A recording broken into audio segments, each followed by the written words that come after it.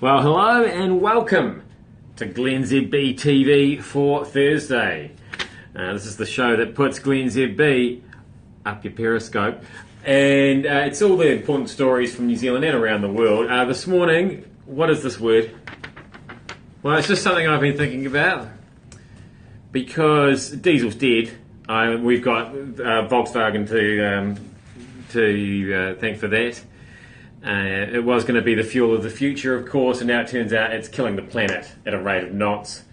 So we need to look for alternatives to power our cars, and I think I've come up with the answer. It's a Nukorolla, and by that I don't mean it's a new Corolla. I mean it's a nuke-powered Corolla. It'll look a little bit like that. That's sort of an artist's impression, if you like. I would be unstoppable driving that machine. It could be difficult, a little bit more difficult to parallel park, but I think it's got potential.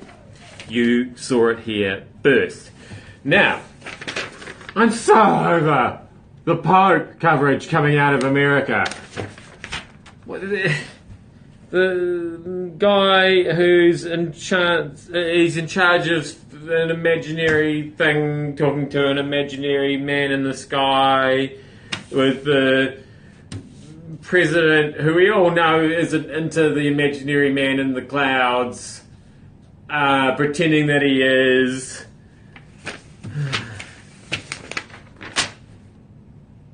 It's all they want to talk about. I'll tell you one thing that has come out of it, though, which I'm quite enjoying, and that is the good-looking priests. Hey, Dave and Natalie from Glasgow, Scotland. Hey, the person who thinks that I sound drunk. Believe me, I wish I was drunk. Have you seen all the rugged reverends? The good-looking clergy? The experts we're talking to about the Pope? We've got this guy's Edward Beck on CNN. Look at that. Look at those eyes. That far-away spiritual stare. He's not looking into the middle distance, he's looking to eternity. That's where he's looking. And you've got this guy on Sky News. Check out the chiseled chin on. Man. So gorgeous, those guys, but so unattainable. Who wouldn't like to get celibate with those guys? That guy, Father Augusto, that guy's name is. Of course it is. I mean, that's one thing that's come out of the Pope's visit to America, definitely. Now, we've got a new tabloid scandal to finish up with here. The Mail Online reports radio host life almost ended as he choked on a piece of pineapple during a break from his morning show. So this is pretty well covered in the New Zealand press, but for those of you joining us from overseas, you may have actually seen this news, especially as you read the Mail.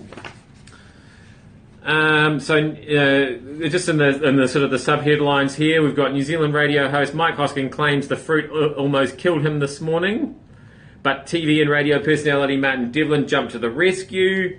Devlin wants Hosking Ferrari as a reward for saving his life. These are all the bullet points, and one of the bullet points directly under the headlines is, he says a staffer walked away to get coffee instead of saving him. Now this is slander. I'm being libelled in the worst way here, and it's just typical of the British press. Later on in the article, quote, "I am dying, I can't breathe," unquote, Hosking said of his near-death experience, adding that a staffer had walked off to make coffee instead of rushing to save his life. Now, this is simply not true. And I've instigated a buddy system now. I was already out of the room when the incident, and I would never normally let a host of mine eat tropical fruit unattended. And so, yeah, I can't let that go. Mail Online. So either you print a retraction, or I'm lawyering up, because it would not happen on my watch. Okay, I like to keep the tropical fruit under close supervision. I've instigated a buddy system. Nobody should be left alone with anything as sharp as a pineapple. Certainly not without blending it first. There's a whole list of, I've got a whole list of rules. They don't call me the technical director for nothing.